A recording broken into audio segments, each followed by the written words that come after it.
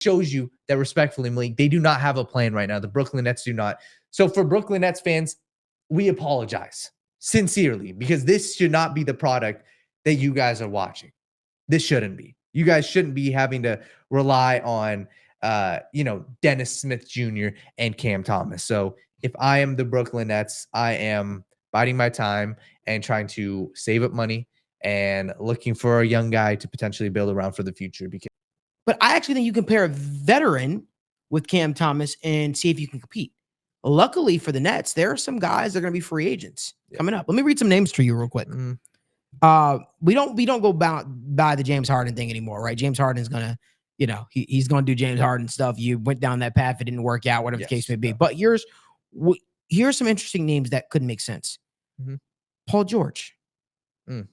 What happens if Paul George, right? What happened? I understand he has a player option and all that kind of stuff like that. $48.8 million. But can you poach that guy?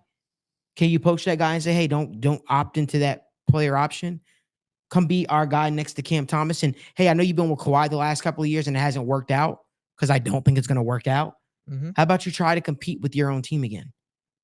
One last run. No being a second fiddle to somebody else because he had to learn to be the second man. Yeah. He had to learn to be the second man. Do you take Paul George, right? You take a wing and you pair him up with a guard and you see what happens there. Does that make sense? Sure it does. How about another guy I could throw at you? A guy that's absolutely tearing it up. And yes, I'm going with veteran options because I think that the youthful thing hasn't been really working for them yet. Pascal Siakam. Okay. Pascal Siakam is a guy that the Indiana Pacers traded for with hopes to compete. And they're competing. And they're probably going to more than likely host a playoff game in Indianapolis. Been a while since we've been able to say that. But what if Pascal Siakam joins the Nets? Hey, Pascal, no Scotty Barnes here. You get your own team. You pair him up with a young player. You get a big city like the Nets. And guess what? The fan base would be excited because Pascal Siakam brings that championship pedigree. He's a guy who has won. Does that make sense? Sure it does. I'll tell you some other guys that make sense. DeMar DeRozen makes sense. I think DeMar DeRozen is over the hill at this point, if you ask me. But does he have one more year in him where I think he would be refreshed and re-energized if he goes to a team? I think he would be.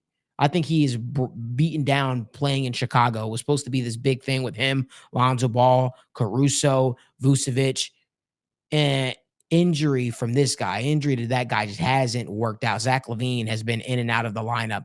Things have just not panned out the way that, he expected. But I got another name that I want to throw at you. Now, this is me swimming with the big fishes. Yeah. And hear me out. This is a guy that said he's always thought about playing in New York.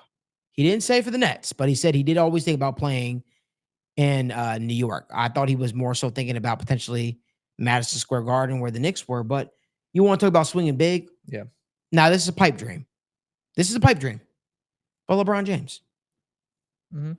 LeBron James, he has a player option. Would that guy want to take on having his own team? Now, I don't think that has any chance in hell of happening. Let me just start off by saying that. I don't think that has any chance of hell. But I'm just saying, if you're the Nets brass, whether you fire the GM or not, you have to think big like that. Yeah. You have to swing for the stars so that way if you don't get the stars, you land on the moon. And the moon might be a Pascal Siakam.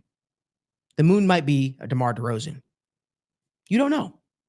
But if I am in the Nets front office, the Nets brass, I'm doing everything in my power to pair Cam Thomas up with a veteran, to keep guys like Cam Johnson in the fold, and just see where we are and where that takes us on the other end. That's what I'm thinking.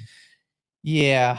Malik, I'm just going to be honest. So let me backtrack. I think Cam Thomas, yes, is the guy that you have to try to build around because you need to instill hope. I think Cam Thomas is the guy you have to build around.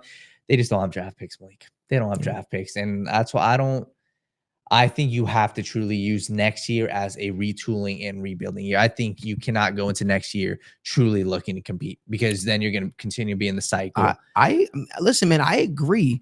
But if you want to talk about readying themselves to some of those contracts, they'll have a lot of money freed up. Yes. Right. And that's why I talk about guys like Paul George. That's why I talk about guys like Pascal Siakam. You want to talk about guys that you can just fill in sort of like these veteran roles, but they can still give you a lot. Buddy Hield, like there are Malik Monk. There are guys that are going to be there. Bruce Brown Jr. more than likely the the Raptors probably will decline the club option. They're not going to pay him $23 million. Contavious Caldwell-Pope is a guy still there. If you lose out on a guy like Nick Claxton, bringing Jonas Valanciunas as an unrestricted free agent, like there are things that they can do to try to compete. Like, sure, are you talking about championship this year? Probably not. But I'm saying if you're trying to put asses in seats and try to reestablish and rebuild value, so the whole hope is you surround veterans around Cam Thomas, so that way when the time comes, he could take over and this could be his team. Yeah. That's the whole purpose of going out there. And then in the process, you're hoping you compete to some semblance in the process. That's the whole point. That's the whole point of this thing. Mm-hmm. So that's just my thought process. Hell, maybe, let me just throw it out there. Maybe they liked and loved what they saw enough of out of a guy like, I don't know, their old friend D'Angelo Russell. And they say, let's bring that guy back. Mm-hmm. Because that was, he was part of one of the more exciting times in Brooklyn Nets history. Now, will the Lakers have something to say about that? I'm sure they will. But does D'Angelo Russell make sense to go back to the Nets? He's a veteran. He's considered a veteran at this point, obviously. He's a guy you could pair with a guy like Cam Thomas. This is a guy you could say, and you could sell D'Angelo Russell on the idea that this is your team. You got a young player. You guys can sort of grow together because D'Angelo Russell's still in his 20s. Mm-hmm. And you can try to hope to make something. Hell, you can still go after D'Angelo Russell and Pascal Siakam. You mean to tell me Pascal Siakam, D'Angelo Russell, Cam Thomas can't compete for a play-in spot or a playoff spot? They 100% can. You fill that roster out with depth. They already have good depth. They have Cam Johnson there. They have pieces there that can still bring some type of value to the table. That's just my thought process. But let me know down in the comment section what you guys think. What are your thoughts on the Brooklyn Nets? Where do they go from here?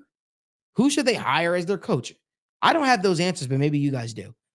Let us know down in the comment section. If you like more video content like this, give this video a like, subscribe to the YouTube channel, turn on post notifications so you guys don't miss when we go live or upload content from the First Star Logistics or our in-home studio.